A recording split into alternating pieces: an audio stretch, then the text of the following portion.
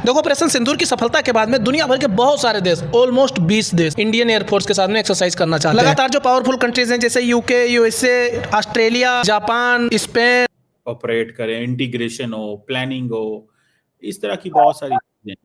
आपको क्या लगता है कि ये ऑपरेशन सिंदूर जो इंडिया ने किया कि हमारे ताल्लुकात इंडिया से खराब हैं, तो क्यों हैं, क्या वजह क्या है? फ्रांस, जर्मनी, पुर्तगाल और बहुत सारे देशों ने रिक्वेस्ट किया है इंडियन एयरफोर्स से कि हम आपके साथ एक्सरसाइज करना चाहते हैं, रियल वॉर कम्बैट कैसे होता है ये सीखना चाहते हैं। इसके पीछे सी करें रादर देन कि आप सिर्फ एयर स्ट्राइक करें, बिकॉज एयर स्ट्राइक का जवाब एयर स्ट्राइक में मिला।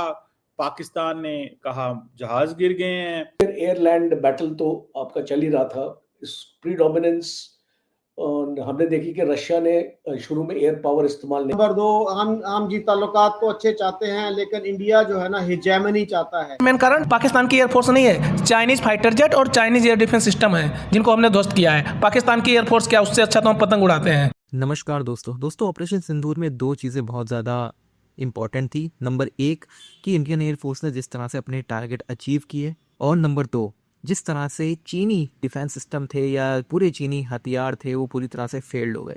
इन दोनों चीज़ों ने पूरी दुनिया का ध्यान जो है वो भारत की सेनाएं, भारत की एयरफोर्स और भारत के हथियारों की तरफ ला लिया है। अब एक तरफ जहां दुनिया में भारतीय हथियारों की मांग बढ़ गई है और भारत को नए ऑर्डर्स मिल रहे हैं, वहीं दूसरी तरफ अब इंडियन एयरफोर्स ट्रेन करेगी यूरोप और कई देशों के पायलट्स को, क्योंकि अब जो मुकाबला है वो चीन से है, सीधे सीधे चीन से मुकाबला है। एक तरफ यूरोपियन या अमेरिकन हथियार हैं और दूसरी तरफ चाइनीज़ हथियार हैं। और भारतीय हथियारों ने और भारतीय स्टैटिक्स ने जिस तरह से हराया है भारतीय पायलट्स ने या फिर जो मिलिट्री के ऑफिसर्स हैं उन्होंने, वो उसने पूरी दुनिया का ध्यान खींचा है। और अब पूरी दुनिया ये चाहती है कि जो भारतीय एयरफोर्स है वो उनको ट्रेन करे।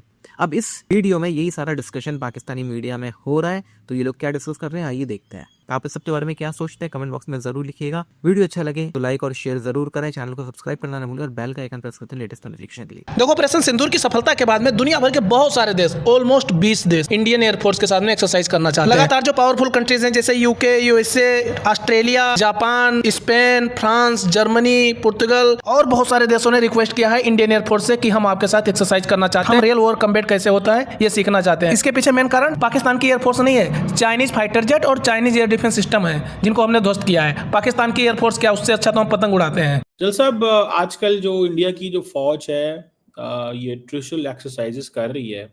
कहा जा रहा है कि ये बेसिकली मल्टी डोमेन ऑपरेशंस की तैयारी हो रही है और एक जो वो जिसे कहते हैं ना, एक एनवायरनमेंट बिल्ड करना चाहते हैं कि लैंड एयर सी जो है वो जॉइंटली ऑपरेट करें, इंटीग्रेशन हो, प्लानिंग हो, इस तरह की बहुत सारी चीजें। आपको क्या लगता है कि ये ऑपरेशन सिंदूर जो इंडिया ने किया उसके बाद इंडिया ने महसूस किया कि हमें जंग को अपनी डायरेक्शन में लेके जाना चाहिए? मींस कि अगर नेक्स्ट पाकिस्तान पे हमला हो तो लैंड एयर सी करें रादर देन कि आप सिर्फ एयर स्ट्राइक करें, बिकॉज एयर स्ट्राइक का जवाब एयर स्ट्राइक में मिला।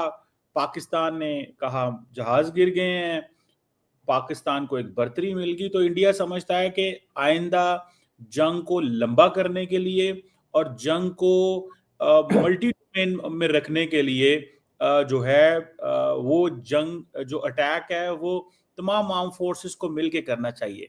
डू यू थिंक कि this is one of the conclusion of the operation Sindoor? Good question जीमा साहब। अगर मैं इसको कंसेप्चुअली ले जाऊं इस चीज़ को कि लड़ाई को कैसे ऑर्केस्ट्रेट किया जाता है और क्या क्या डोमेन्स में लड़ाई लड़ी जाती है, तो हमने डिफरेंट जो अभी हाल ही में जो वॉर्स हुई हैं उसमें हमने डायमेंशंस देखे हैं कि क्या क्या डायमेंशन लड़ाई के इस्तेमाल हुए हैं। फॉर एग्जांपल अगर मैं आपको यूक्रेन और रशिया की वॉर जो चल रही है उसमें नेवल से भी ब्लॉकेड का एक प्लान था शुरू में। आप जानते हैं कि ओडेसा की तरफ ब्लॉकेड हुआ था, ब्लैक सी की तरफ। और फिर एयरलैंड बैटल तो आपका चल ही रहा था। इस प्रीडोमिनेंस हमने देखी कि रशिया ने शुरू में एयर पावर इस्तेमाल नहीं किया था और अपना एक मिसाइल्स को इस्तेमाल किया था ज़्यादा। और ड्रोन्स को इस्तेमाल किया था। फिर हमने देखा कि यूक्रेन ने भी बहुत अच्छे तरीके से अपने ड्रोन्स को इस्तेमाल किया रशिया के अगेंस्ट, और काफ़ी नुकसान उनके एयरक्राफ्ट्स को ग्राउंड पे भी एक्चुअली पहुंचाया। So dimension of war actually बदल रही है, और ये इसको सिंदूर के साथ इसका रिलेशन कुछ नहीं है। मैं आपको बताऊं, अगर आप एक लड़ाई की अगर हालत में, हम जब बात करते हैं कॉम्प्रिहेंसिव मिलिट्री पावर की, तो कॉम्प्रिहेंसिव मिलिट्री पावर क्या होती है? और it is the dimension of your military strength of your army, air force and navy.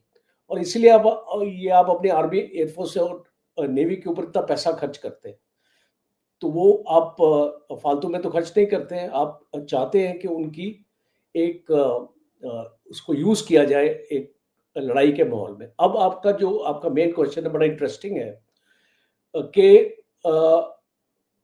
Do nations want to fight long wars? तक हमारे टर्म्स जो हैं भारत से ठीक नहीं हो पाए। बहुत से लोगों का कहना ये भी है कि कई लोग, जिसमें पॉलिटिशियंस भी शामिल हैं, हमारी मिलिट्री भी शामिल है, वो नहीं चाहते कि भारत से हमारे टर्म्स ठीक हो। उससे सबसे बड़ी बात तो ये कि वो टू नेशन थ्योरी वाला चूरन जो है वो फेल हो जाएगा, और उसके साथ बहुत से लोगों की बिजनेसेस चलते हैं इस लड़ाई झगड़े में, उनको भी नुकसान हो सकता है। लेकिन सर, मैं आपसे समझना चाहूंगी, आपको क्या वजह दिखती है कि जिससे कि हमारे हिंदुस्तान से टर्म्स बेहतर नहीं हो रहे, और कोई ना कोई इल्जामात, अटैक और ये सब कुछ चलता रहता है? जी, ये बड़ा अच्छा क्वेश्चन है, और मैं खुद भी इस पे गौर करता रहा हूँ, बड़े अरसे से गौर कर रहा हूँ। मैंने इंटरनेशनल रिलेशंस में एमएससी की, फिर एमफिल किया, और थोड़ा बहुत पढ़ने लिखने का शौक़ भी रहा। तो मुझे आज तक ये समझ नहीं आई कि हमारे ताल्लुकात इंडिया से ख़राब हैं तो क्यों हैं, क्या वजह क्या है। और मैंने कुछ अर्सा पहले इस पर एक आर्टिकल लिखा था। एक इंडियन पीस एक्टिविस्ट हैं, स्कॉलर हैं, उन्होंने एक थिंक टैंक कायम किया हुआ है, ओपी शाह। उन्होंने कुछ अर्सा पहले अपनी किताब पब्लिश की थी, इन परसूट ऑफ पीस। तो उसमें मेरा एक आर्टिकल है, I will send it to you, an open letter to Pakistanis. उसमें मैंने उन एतराज़ात का जवाब देने की कोशिश की जो आम पाकिस्तानी के जहन में आते हैं कि जी इंडिया से हमारे ताल्लुकात ख़राब हैं क्योंकि इंडिया अखंड भारत चाहता है। नंबर 2, हम जी ताल्लुकात तो अच्छे चाहते हैं, लेकिन इंडिया जो है ना हिजैमनी चाहता है। अच्छा, उसका भी जवाब दे दें आप। तो फिर तीसरा जो है बड़ा एतराज़ होता है जी कश्मीर का मसला, जब तक कश्मीर का मसला हल नहीं होता तो ये ताल्लुकात ठीक नहीं होंगे। तो वो भी मेरे ख्याल में ना, it is more of an excuse rather than a valid reason. अच्छा, अखंड भारत की आप सुन लीजिए कि अखंड भारत पे खुद मोदी जी से पूछा गया जब वो चीफ मिनिस्टर थे, और एक मुसलमान जर्नलिस्ट ने उनसे पूछा, शाहिद सिद्दीकी नाम है उनका, कि जी आप आरएसएस में रहे हैं और आरएसएस की फ़िलॉसफी तो अखंड भारत की है।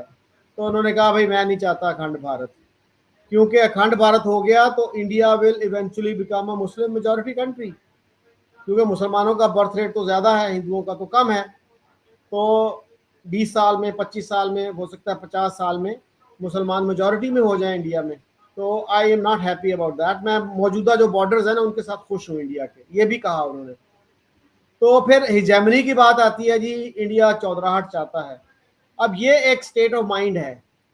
आपके ताल्लुकात जिस मुल्क से होंगे ना, आप उस पर कभी हिजैमनी का इल्ज़ाम नहीं लगाएंगे। मसलन कुछ लोग हो सकता है ये कहें कि जी चाइना की हिजैमनी है, बालादस्ती है जो पाकिस्तान ने एक्सेप्ट कर ली है, लेकिन हमारे यहाँ चूंकि प्रो चाइना सेंटिमेंट इतना ज़्यादा है, कोई बंदा भी आपसे एग्री नहीं करेगा।